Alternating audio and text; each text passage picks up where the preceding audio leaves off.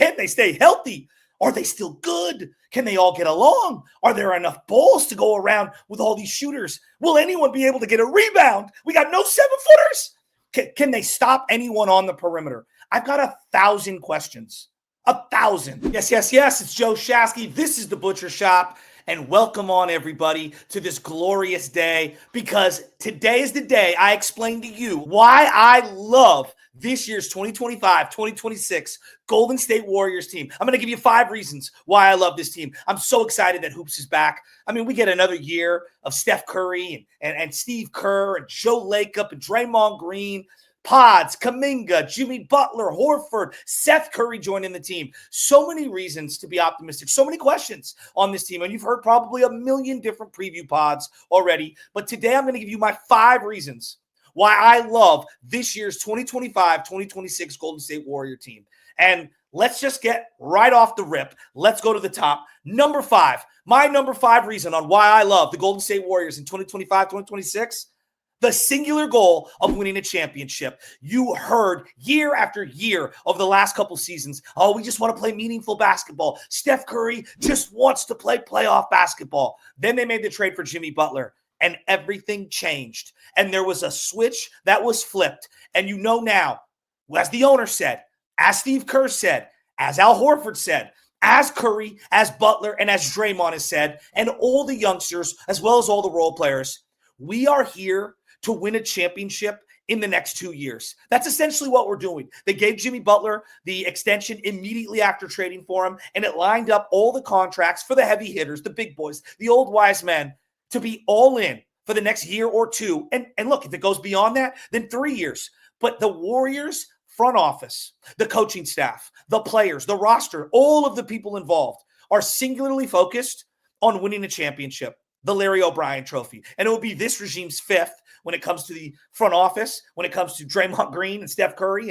and Steve Kerr. And it would tie them with LeBron James. And it would be able to get them past LeBron James, and tie them with Kobe Bryant, Magic Johnson, and so many others, Tim Duncan. So many legends of the game have gotten more than 4 and gotten to 5. And obviously know that the hallowed ground of getting to 6, like your Kareem or Michael Jordan, or getting beyond that like Bill Russell and some of the Celtics players from back in the day. This entire organization being singularly focused on getting a 5th championship is reason number 5 why I love the Golden State Warriors. Because in years past, there's been so much like kind of frustration. What are we doing here? Why are we playing, Lamb? And why are we playing a bunch of randoms like Brad Wanamaker instead of our high draft picks? What are we doing? No. We know what we're doing. We're trying to chase wins, to have a good seed, to have home court advantage, to be able to get the favorable matchups, to win a Larry O'Brien trophy. That's why. And that's reason number 5 on why I love this year's 2025-2026 Golden State Warriors. Reason number 4, the young guys. The young guys. And look, Will Richards, we'll see. The guy that they drafted this year, Quentin Post, we'll see. TJD, we'll see. But I'm specifically looking at these 3 young guys, and I'm asking myself, which one of them will take the quantum leap? We know this every single year. You think one thing's going to happen, and then something else happens. You're hoping for this player to emerge, and then this guy comes out of nowhere. Is it Kuminga who takes the quantum leap? The contract negotiations all offseason. Oh, is he going to sign the qualifying offer? Is he going to sign a multi-year? Are they going to sign and trade him? Does he even want to be here? Will he buy into his role? Could it be Jonathan Kuminga who takes the quantum leap forward? We will see. I think this Warrior team's going to need him. I think he has a silver lining with the opportunity now, because of the injury, which is unfortunate, to Moses Moody, who I'll get to in a second. I think the silver lining is Jonathan Kuminga has a role carved out for him. I think he will be the perimeter defender they've so missed. I think he will be the athletic running up and down the court wingman that Jimmy Butler so desperately needs with that 2nd and 3rd unit. Jonathan Kuminga could be one of the youngsters that takes a quantum leap forward. And that's why I love this team. Another young player that I'll list in my top 5 reasons as I go why I love this year's Warriors team. This is reason number 4. It's the young guys looking for a quantum leap. I'm looking at Podziemski. Brandon Podziemski. Is he going to take another leap forward? He showed flashes for about a month and a half last year after Jimmy Butler showed up, what he could be, what he might be able to do if you were to extrapolate it over an entire season. Moving the ball, playing great defense, rebounding, putting his nose on the ground, diving for balls, making the extra pass, the hockey assist, finishing in the lane, shooting the wide open three, spacing the floor, finding the lob threats for the Warriors, and actually throwing those lobs up to guys like TJD. Could Brandon Podziemski take a leap forward? I legitimately wonder. He's going to have tons of minutes, tons of runway. We know Steve Kerr likes him. Could this be the year Podziemski goes from being a really nice hustle player to an impact player? Could he take a Peyton Pritchard-like leap forward? I don't know. Time will tell. But he's not the only young guy that I'm looking at. Again, I'm holding out reservation for Quentin Post and Will Richard and TJD because I just don't know where those young guys are at right now. I don't know if they're ready to contribute. They might be able to, and this will expire and not look good in 2 months. But could it be Moses Moody, who flashed in the starting lineup last year before really hurting himself? He had the hurt finger in the hand. He just never really regained his shooting stroke once the playoffs started, and he kind of got relegated to the bench. But before that, for a month and a half, like Brandon Podziemski, I thought we saw a big leap forward from Moses Moody. Could he be the guy to take the quantum leap of the young players? If number 5 reason is the singular goal of winning a championship, one of these young players in my reason number 4 has got to take a quantum leap for them to realize the goal of a championship. That's reason number 4. Reason number 3 on why I love the 2025-2026 Golden State Warriors. It's the old wise men. And no, I'm not just talking about Buddy Hield coming back for another year. No, I'm not talking about Seth Curry coming on and off the roster because they literally cannot afford to keep him on the roster all year, even though he's Steph's brother. And that's a really cool storyline. I'm talking about Al Horford being united with the old wise man and Draymond Green. What's that going to look like defensively? How fun is that going to be? Seeing 2 great on-ball and help defenders playing alongside each other? What can this old sage in Al Horford bestow upon young players like Quentin Post, teaching them how to be a stretch 5?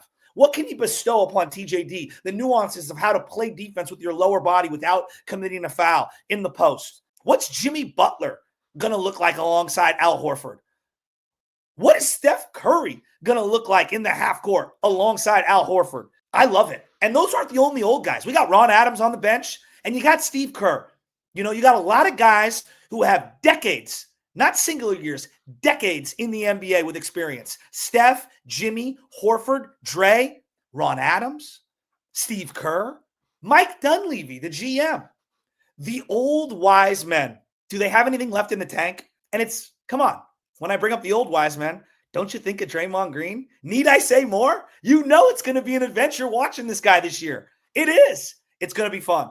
Reason number 2 on why I love the 2025-2026 Golden State Warriors. And you would think this would be reason number 1, but it's not.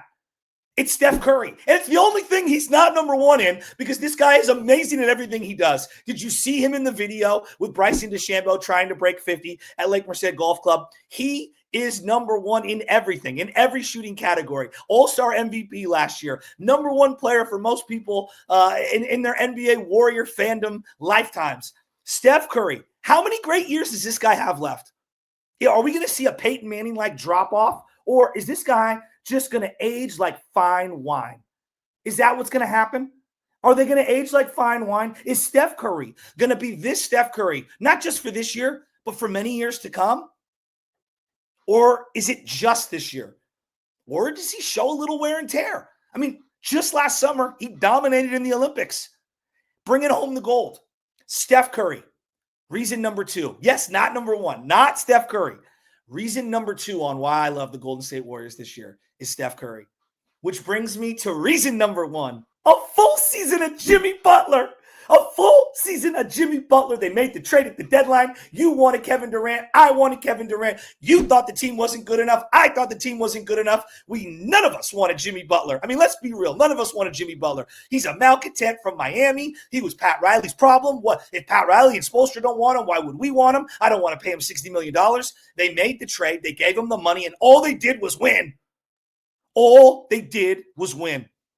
Now, are they able to play at the same clip at the full season that they did after the deadline? I don't know. That feels aggressive. I think 48 wins is a low number if Jimmy Butler plays all year for this team. I think they're going to be over 50. I really do. I'm hammering the over 50 number for the Golden State Warriors. Reason number one on why I love this year's 2025-2026 Golden State Warriors. No, it's not the championships, even though I know this is all going to hopefully lead to that. No, it's not just the young players and seeing a quantum leap forward. It's not just the old wise men that they brought in, like Al Horford. It's not just Steph Curry, greatest player I've ever seen in a Warrior uniform. It's imagining what a full season of Jimmy Butler looks like, not just for Steph, but for Dre, for Pods, for Buddy Hield, for Horford, for Kuminga, for Moody, for all the guys on the team, Quentin Post, TJD. What does it look like with Jimmy Butler in a full season? A full season! And can they stay healthy? Can this guy stay healthy? When he fell at the end of the year and hurt his butt, he was not the same. We know this. He was not the same. We need to be able to keep Jimmy Butler healthy throughout the year. He's averaging less than 60 games played per year over the last 4 or 5 seasons. Now, those are my top 5 reasons on why I love this year's 2025-2026 Warriors. That doesn't mean I don't have a ton of questions. Can they stay healthy? Are they still good? Can they all get along? Are there enough balls to go around with all these shooters? Will anyone be able to get a rebound? We got no 7-footers. Can they stop anyone on the perimeter? I've got 1,000 questions. 1,000. But I gave you 5 great reasons on why I love this team. You tell me in the comment section, what are the biggest reasons why you love this year's Golden State Warriors team? I gave you my 5 reasons. I want to hear from you.